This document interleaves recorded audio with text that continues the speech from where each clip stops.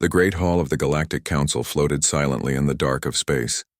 Thousands of stars shone through its transparent dome. Around a massive glowing table, alien leaders from every corner of the galaxy had gathered. Their voices were cold and confident. "This is the largest fleet in history," said Admiral Karun, his scaled fingers tapping the star map. "Once we reach Earth, this war will end in hours." Laughter spread across the hall. Some of the delegates had never seen humans, but they had heard stories. A young race, aggressive, emotional, too primitive to pose a real threat. "They have only one planet," said another. "One small world, surrounded by nothing but empty space. How strong can they be?" At the center of the glowing table, a hologram of Earth appeared. Blue oceans, green continents, white clouds. It looked peaceful, harmless, but a few council members stayed quiet. They had read the reports. Fleets sent to scout the edges of human space had disappeared. Probes returned with damaged recordings, strange shadows, impossible energy readings. None of it made sense. "Are we certain this is wise?" asked a soft voice from the corner. It belonged to Counselor Reen, a thin creature with long silver eyes. "The first expedition never came back. The second vanished near the asteroid belt. Something is not right." Admiral Karun smiled. "They were scouts. Weak ships, probably destroyed by a storm or human tricks. But this time we are sending everything. 300 warships, 2 dreadnoughts, 20 carriers. No primitive world can stop that." The council chamber darkened as the star map zoomed out, revealing the massive attack formation. It looked like a black wave sweeping across the stars. Outside the hall, deep in space, the fleet prepared. Row after row of giant ships floated in formation. Their hulls glowed with power. Crews moved quickly inside, loading weapons, preparing engines. It was a sight meant to crush fear. On the flagship bridge, Commander Sarek stood tall. "Today," he told his officers, "we will end the human problem forever." The fleet jumped to faster-than-light travel. In a flash of blue energy, they vanished from their positions and began the journey to the solar system. Back in the council hall, Reen stared at the fading light. Something deep in his mind whispered that this was not a normal war. "May the stars protect them," he whispered. The alien fleet emerged at the edge of the solar system. The sun burned in the distance. The planets lined up like silent guards. For a moment, everything was calm. Too calm. "Scan for human defenses," Sarek ordered. "Nothing unusual," replied the sensor officer. "Earth looks unprotected. No major fleet signatures." "Good," Sarek said. "This will be easy." But then a small light blinked on the communication panel. A transmission from Earth. The bridge crew stared at the message. It was short. A single human voice spoke calmly. "We are ready." The words echoed through the entire command deck. "No threats, no panic, just quiet confidence. What kind of message is that?" whispered one officer. Sarek frowned. "Ignore it, advance." The fleet moved closer. As they passed Mars, several ships suddenly vanished from the radar. 1, 2, 5 or 10, what happened?" the sensor officer shouted. "They're gone." "No explosions?" "None, just silence." Panic began to spread. Emergency channels opened. "This is Carrier 7. We are losing signal." "Static." "This is Frigate 12. Unknown distortion detected." "Static." One by one, the ships went dark. Sarek barked orders. "Form tight formation. Reconnect communications." But it was useless. Something invisible surrounded them. Something powerful.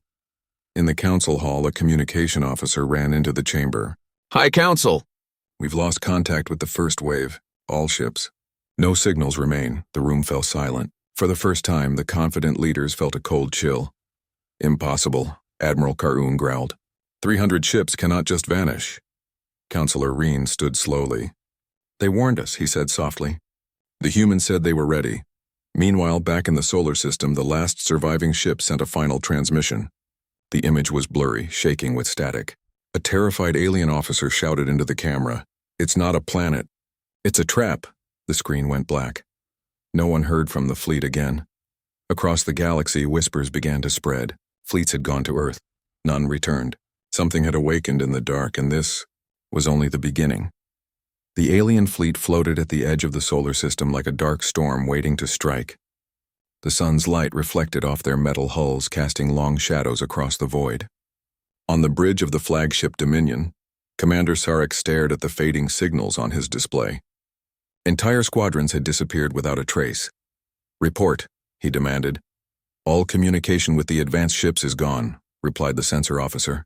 His green skin had turned pale. "No explosions. No energy readings. They're just gone. Can you locate debris?" "Negative. Space is clear." It's as if they were never here. A cold silence filled the bridge. The officers exchanged uneasy looks. The fleet had prepared for resistance, maybe a few lost ships, but not this. Sarek straightened his uniform. "We will not be frightened by tricks. Bring the entire fleet into attack formation. Prepare for orbital bombardment." "Yes, Commander." The massive ships moved together in perfect lines like blades closing in on their target. Earth grew larger in the viewing window. Blue oceans, swirling white clouds, green lands, it still looked peaceful. Too peaceful. In orbit around Earth, something stirred. At first, the alien sensors picked up only faint energy spikes, small, almost harmless. Then suddenly, entire rings of metal unfolded from the shadows behind Earth's natural satellites. Massive orbital structures, dark and silent, surrounded the planet like a crown of steel. "What are those?" whispered one officer. The sensor officer's voice shook. "I'm reading unknown platforms, massive in size. They weren't on any map. It's like they were hidden." "Impossible," Sarek snapped. "No species this young could build such defenses." But the readings didn't lie. Dozens of colossal ring-like structures now glowed with energy. They were not old satellites. They were weapons. A small alien scout ship was sent forward to scan one of the orbital rings. The crew inside watched nervously as they approached the structure. It was silent, unmoving, as if asleep. "Closer," ordered Sarek. "We need to understand what we're facing." The scout ship moved to within a few kilometers. For a heartbeat, nothing happened. Then the structure came alive. Thousands of lights ignited along its surface and a beam of brilliant white energy shot out. The scout ship vanished in an instant. No explosion, no wreckage, just pure light and then nothing. The bridge fell silent again. The crew stared at the empty space where their comrades had been. "Pull back," Sarek ordered. "Form defensive rings." But it was too late. Every communication channel suddenly filled with a strange hum. It wasn't static. It was deliberate, a pulse like a heartbeat echoing through the void. Then a human voice came through every speaker at once, calm, cold, confident. "You should not have come here." The sound made every alien officer freeze. It wasn't shouted. It wasn't threatening. It sounded like a simple truth, like a sentence already decided. "Who sent that?" someone whispered. "Unknown source," replied the communications officer. "It's coming from everywhere. It's bouncing between the rings, the planet, and something else." "Something else?" Sarek repeated. "Yes, sir. There's another signal, but it's not stationary. It's moving fast, very fast." Moments later, something emerged from Earth's shadow. Black shapes, sleek and silent, moved toward the alien fleet. They were unlike any known human ship. They had no visible engines, no heat signatures. They glided through space like predators through dark water. "Multiple contacts approaching," the sensor officer shouted. "I count 30. No, 50. They're surrounding us." Sarek clenched his jaw. "Open fire!"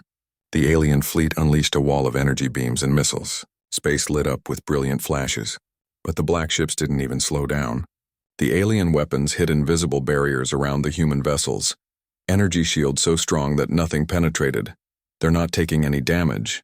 The black ships responded. Bright blue pulses erupted from their hulls. Alien cruisers exploded one after another. It wasn't a chaotic battle, it was surgical. The human ships targeted command bridges and engine cores with terrifying precision. "Evasive maneuvers," Sarek yelled, but the fleet was already trapped. Around the edges of the formation, alien ships tried to retreat. They accelerated away from Earth, but space itself twisted. Invisible gravitational fields locked around them like chains. Escape routes folded in on themselves. "They've trapped us," whispered the navigator. "We can't leave. The jump drives won't engage." Sarek slammed his fist on the console. "Regroup. Regroup now!" But regrouping didn't matter. One by one, the human ships cut through the alien lines like a silent storm. There was no music, no dramatic speeches, just the cold, efficient destruction of an invading armada. In the council hall, far across the galaxy, communication screens filled with chaotic flashes. Distorted transmissions came through from the fleet. They're everywhere. Our weapons are useless. It's like they knew, then static. Where is the fleet? Shouted Admiral Karun. I want answers. No one had any. Back in orbit, as the last alien cruiser burned in silence, the human ship stopped firing. They didn't chase. They didn't speak. They simply formed a perfect ring formation around Earth, a silent warning to anyone watching. On the flagship bridge, Sarek stood frozen. Every screen showed the same message, blinking slowly in human language and galactic script: leave or be erased. For the first time in his career, Commander Sarek felt true fear. Across the galaxy, whispers turned into panic. Fleets had gone to Earth, and now the first contact had begun. No one knew what would happen next, but everyone understood one thing. Humanity was not the weak species they thought. Humanity was something else. The silence after the first assault was heavy. The alien fleet, once confident and perfectly aligned, was now broken and scattered. Fires burned on crippled ships. Lifeboats drifted into the void. Every surviving officer on the bridge of the Dominion felt the same cold truth. They were losing. Commander Sarek stood at the center of the command deck, staring at the glowing red map. It showed the fleet surrounded. 50 human ships had encircled them like hunters closing in on their prey. Status? He asked quietly. Casualties are extreme, said the tactical officer. 40% of the fleet is gone. 20% heavily damaged. Communications are unstable. Escape routes are blocked. Sarek's jaw tightened. What about their casualties? The officer hesitated. None reported. Not a single one. A nervous murmur ran across the deck. Entire armadas had attacked, and yet the humans hadn't lost a ship. It was something out of a nightmare. Bring all weapons online, Sarek ordered. Prepare for a full counterattack. We will not die like prey. Deep within the black human ships, lights flared to life. Their engines pulsed softly like the heartbeat of some enormous creature. They didn't advance quickly. They drifted forward, silent and precise. The alien fleet opened fire first. Dozens of beams crossed space. Explosions painted the stars. But once again, the human defenses held. Alien weapons splashed harmlessly against invisible barriers. Then the human fleet responded. Thousands of small objects launched from the black ships. Not missiles, not fighters. They were spherical drones, dark as space itself. They swarmed like a living cloud, moving with perfect coordination. New contacts, shouted the sensor officer. Thousands of small units.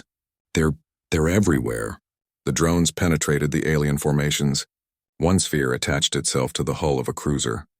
A blinding flash followed, and the entire ship's power grid collapsed. Another sphere sliced through a carrier's hangar bay like a hot blade through ice. Within seconds, chaos spread like wildfire. Sarek's flagship shook violently. Warning lights flashed. They're disabling us without even aiming, the engineer yelled. Our shields are collapsing. Sarek grabbed the console. Target their motherships. Concentrate all fire on the largest ships. The fleet obeyed. Dozens of alien cruisers turned their weapons toward the nearest massive human vessel. For the first time, the black ship paused. The alien beams hit it from every angle, creating a blinding storm of light. When the glow faded, the ship was untouched. Not even a scratch. How is that possible? Whispered one officer. Then the counterstrike truly began. The black ship's side panels opened like petals. Inside were arrays of glowing blue cannons. A single volley was fired. 3 alien battleships disintegrated instantly. Another volley followed. More ships vanished, their hulls broken apart like glass. There were no warning shots, no negotiations. The human fleet systematically removed anything that could fight back. On the Dominion, alarms screamed. The enemy was not attacking wildly. They were following a strategy, targeting command ships first, then carriers, then stragglers. It was methodical. It was terrifying. In the Galactic Council chamber far away, the leaders watched the silent live feed. The attack fleet signals were vanishing at a frightening pace. This cannot be real, one leader muttered. They're destroying 3 ships every second, said another. It's not a war. It's a slaughter. Admiral Karun slammed his clawed hand on the table. Send reinforcements now. Counselor Reen didn't look away from the feed. No reinforcements will matter, he said softly. They've already won. Back in the solar system, panic filled the alien ranks. Some captains disobeyed orders and tried to escape, activating their jump drives. But as they did, space itself folded. Gravitational locks, invisible to their sensors, pulled them back like chains. "They're controlling the space around us," the navigator whispered. "It's like they've sealed this entire system." The human fleet advanced. As they moved, a transmission played through every alien ship at once. A human voice, calm and emotionless, spoke. "You came here with war in your hearts. You will leave nothing behind." The voice echoed like thunder through every deck. Officers froze. Some shouted. Others fell silent, realizing the end was near. On the Dominion, Sarek made a desperate choice. "All remaining ships form a spearhead around us. We will break through their line. Jump drives at maximum power. We'll carve a way out." The surviving ships gathered, pushing forward in a desperate surge. Dozens of alien vessels fired everything they had. The formation slammed against the human ring like a hammer. For a moment, it almost looked like they would break through. Then the human ship shifted. The black vessels moved like one organism, closing the gap in an instant. A blinding blue wave burst outward. The alien spearhead shattered. Ships spun out of control. Engines exploded.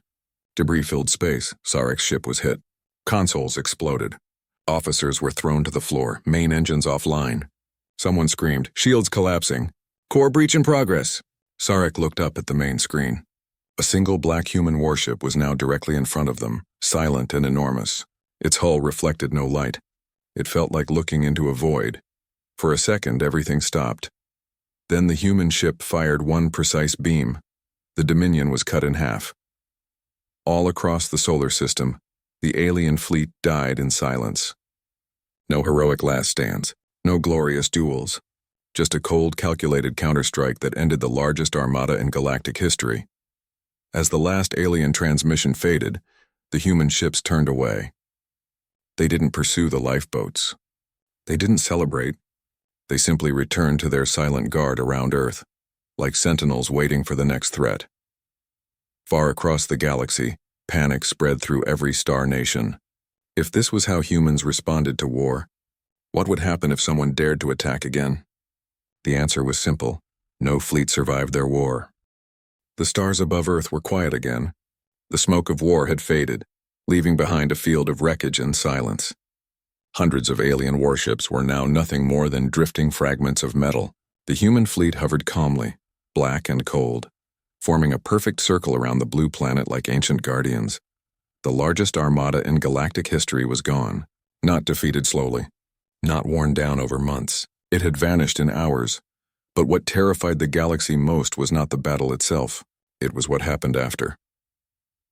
2 weeks later, deep in the Galactic Council's war chamber, a heavy silence hung in the air. The leaders stared at a massive holographic display showing the solar system. Lines of red symbols, the alien fleet, blinked slowly on the map. One by one, the symbols disappeared until there was nothing left. "No wreckage outside the system," said the intelligence officer. "No escape pods were recovered. No signals, nothing." Admiral Karun slammed his fist on the table. 300 ships don't just disappear. There must be survivors." "There are none," replied Counselor Reen, his voice low. "You saw the last transmissions. That fleet is gone." The room filled with whispers.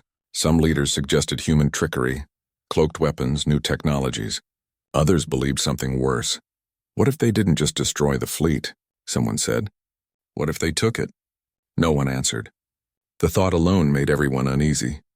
Far away, near the edge of the solar system, a second wave of fleets gathered. These were not part of the original attack. They were reinforcements, hundreds of ships from different species. Their mission: find out what happened and, if possible, finish the job. On the bridge of the alien carrier Valorous, Captain Thier stood with his crew. "We enter carefully," he said. "No arrogance. No underestimation. We observe first. We strike only if we understand their defenses." The reinforcements advanced slowly, weapons primed. As they crossed the outer line of the system, they expected to find debris fields, maybe crippled human ships. But space was empty. Clean. Too clean. "Where are the wrecks?" one officer asked. "They should be everywhere," another replied. This was the site of the biggest battle in centuries. Their scanners swept the darkness. Nothing. No destroyed ships, no floating metal, no power signatures. It was as if the war had never happened. Something is wrong, Captain Thier said softly. It's like the battlefield has been wiped away. Then their sensors detected something unusual. Massive gravitational distortions pulsed around the orbit of Earth. It was like the fabric of space was bending in slow waves. What is that? It's everywhere, replied the sensor officer. The distortions form a network. It's like they sealed the entire system with invisible walls. The fleet slowed down. Fear spread through the ships like cold air through a room. Suddenly a signal appeared on their screens. It wasn't coming from Earth, it was coming from behind them. Contact. The fleet turned their sensors to the rear and froze. Out of the dark void of space, the black human ships appeared again. No lights, no engines visible. One moment there was nothing. The next moment dozens of massive vessels surrounded the reinforcements. They were hiding behind us, whispered an officer. No, they were waiting. Before Captain Thier could issue any command, the comm systems filled with the same cold human voice that the First Fleet had heard. You should not have come. Panic spread instantly. Some ships opened fire, others tried to retreat. But once again, space locked shut. Jump drives failed. Escape corridors folded in on themselves like paper. They've trapped us, someone screamed. But this time, something even stranger happened. The human ships didn't attack immediately. Instead, a wave of bright blue light spread through space. Every alien ship's power systems flickered. Their shields fell. Engines went offline. We've lost control. It's like they're draining our systems. Thier slammed his fist on the console. Hold together. Do not scatter. But scattered they did. One after another, ships lost power and began drifting helplessly. Human vessels glided silently through the fleet like sharks through a school of fish. They didn't destroy. They disabled, isolated, and pulled ships away into strange pockets of warped space. They're taking them, whispered the navigator, ship by ship. In the council chamber, emergency transmissions filled the screens. The reinforcements were screaming for help. They're surrounding us. Jump drives offline. They're pulling us into something, then static. Admiral Karyun stared in disbelief. Not again. Counselor Reen turned slowly. Yes, again.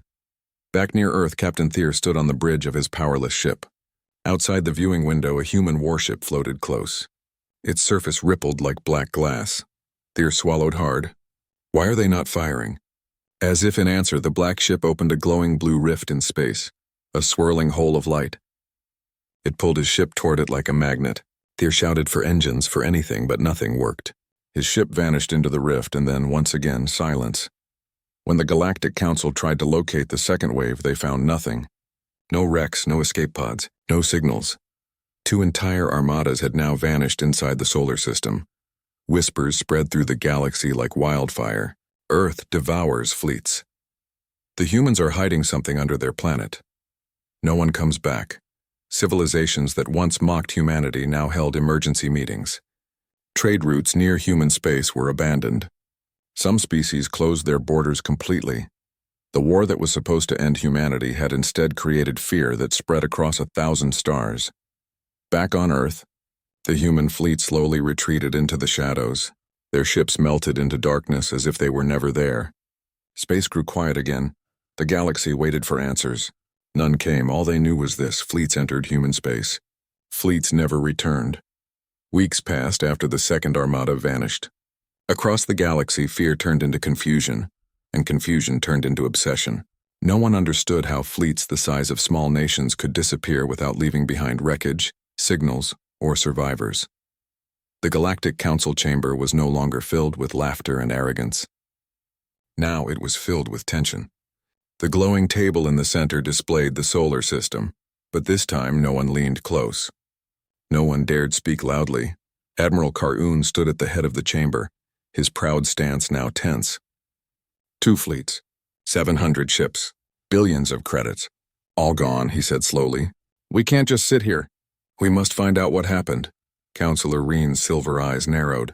You want to send a 3rd fleet? You'll just lose more ships. Not a fleet, Karyun replied. Something smaller, smarter. We send stealth probes, silent, hidden. They'll observe, not fight. A long silence followed. It was risky, but everyone in the chamber knew the truth. The galaxy couldn't sleep without answers. A week later, far from the solar system, a swarm of stealth probes emerged from hyperspace. They were no larger than escape pods, coated in dark material that made them invisible to most sensors. They carried no weapons, only eyes. Their mission was simple: watch, record, and escape. The probes drifted forward in complete silence. From a distance, Earth looked calm again, a glowing blue sphere surrounded by its silent rings. No debris, no floating wrecks. The stars around it looked undisturbed, like nothing had ever happened. Probes 01 sent a transmission. No sign of fleets. Orbit clean. Sensors picking up unusual gravitational waves around planetary orbit. Energy signatures. Unfamiliar. Probe 04 detected movement near the moon. Black shapes, human ships, appeared for a split second, then vanished like shadows, slipping into darkness. Probe 07 reported something stranger. Deep below the clouds of Earth, massive energy pulses rippled through the planet's crust. It was as if the entire world was alive and watching. The Council watched these transmissions in real time. In the chamber, tension grew. "They have structures under the planet," one leader said. "Hidden deep underground." "They're controlling space itself," another whispered. Councillor Reen folded his hands. "They let us see what they want us to see. Nothing more." Then something unexpected happened. Probe 02, which had been hiding behind an asteroid, picked up a distress signal. Weak, fragmented, alien in origin. The signal looped endlessly. "They're inside the light. Don't follow the blue."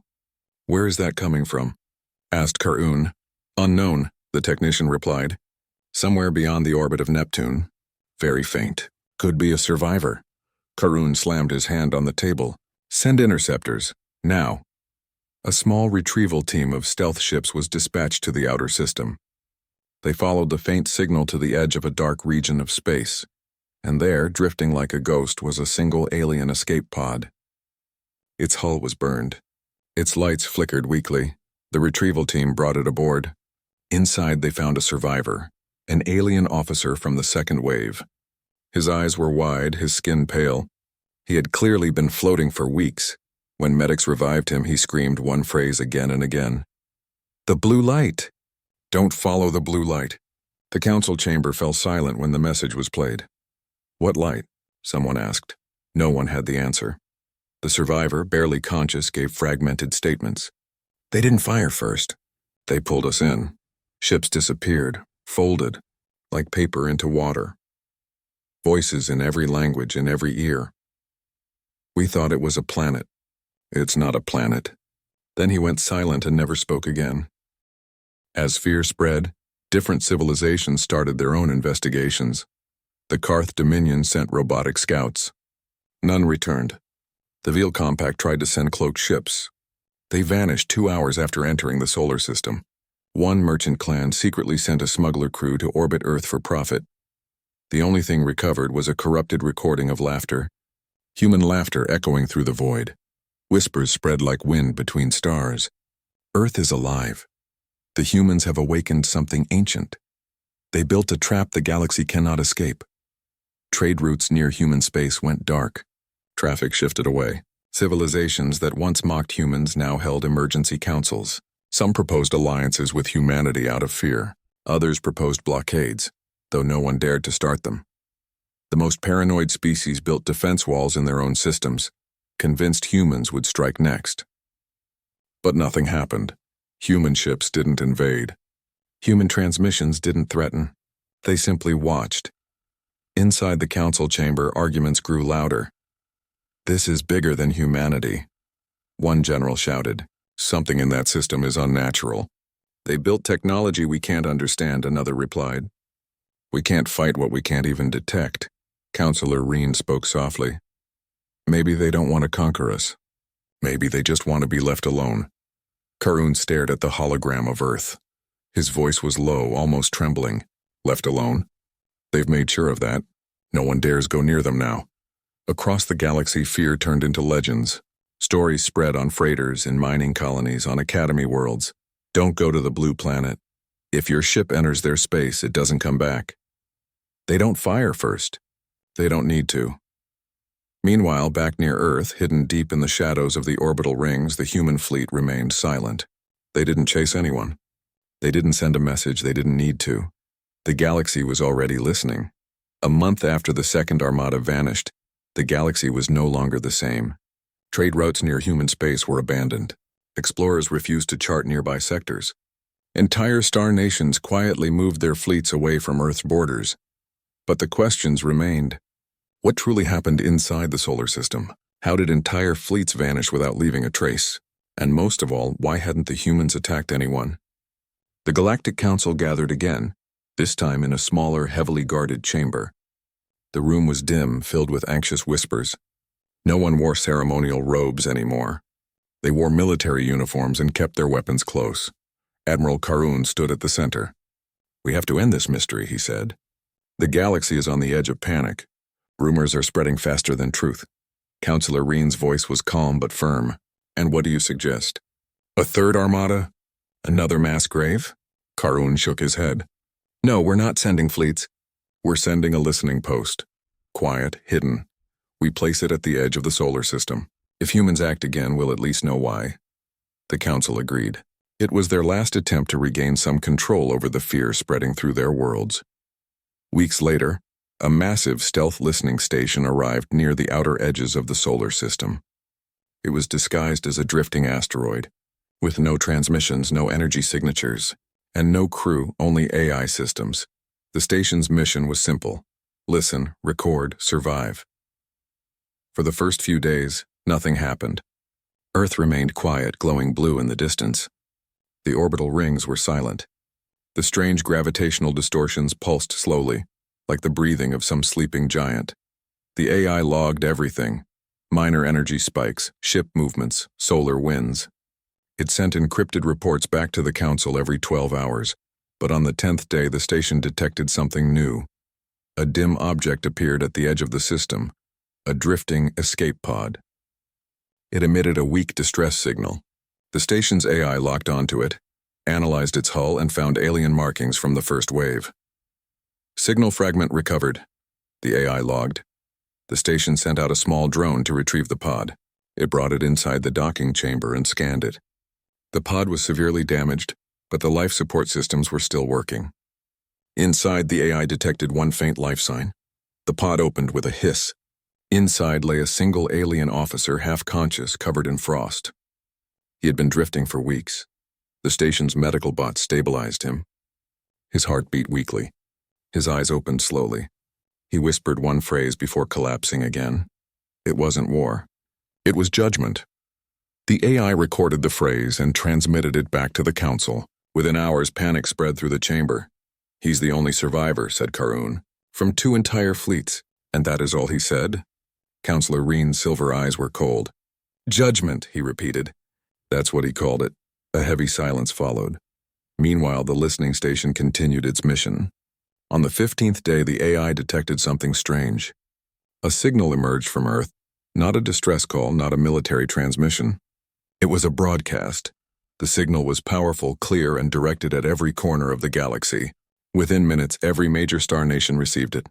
A single human voice spoke in perfect galactic standard. "No more warnings. Stay away from Earth." The message repeated 3 times. Calm, cold, final. Across the galaxy, leaders froze as they heard it. There were no threats, no demands, no explanations, just a line drawn across the stars. The listening station's AI continued to monitor. After the message ended, the black human ships appeared again. They surrounded the station silently. The AI attempted to power down to avoid detection, but it was too late. A human warship approached slowly, its hull reflecting nothing. The station's sensors tried to scan it, but every reading returned blank. A new message came through the AI's core systems. "You were told to stay away." The station's logs ended there. When the Council tried to contact the station, they received nothing. No signals, no wreckage, only silence. The final message from humanity spread like wildfire. It reached military bases, mining colonies, luxury worlds, and hidden research stations. Everywhere it played, people fell silent. On distant trade ships, captains quietly deleted old navigation charts that passed near Earth. Explorers erased planned routes. Fleets were recalled. No one dared test the warning. Months later, the solar system remained sealed and silent. No ship entered. No probe returned. In the council chamber, leaders debated endlessly. Some wanted to make peace, others wanted revenge. But none had the courage to act. Karun stared at the star map of Earth. The glowing blue dot pulsed slowly. "We tried to crush them," he said. "But in the end, they crushed the galaxy's pride instead." Reen looked up. "And they didn't even leave their home to do it." Across the galaxy, legends were born. Children whispered stories about the blue world that devoured armies. Soldiers spoke of the silent fleet that moved like shadows. Traders warned each other, "Do not follow the blue light." Earth had become more than a planet. It was now a boundary, a myth, a warning carved into the stars. And deep within the solar system, behind layers of invisible defenses, the human fleet waited. Silent, watching. The galaxy had wanted a war. What they received instead was a final message.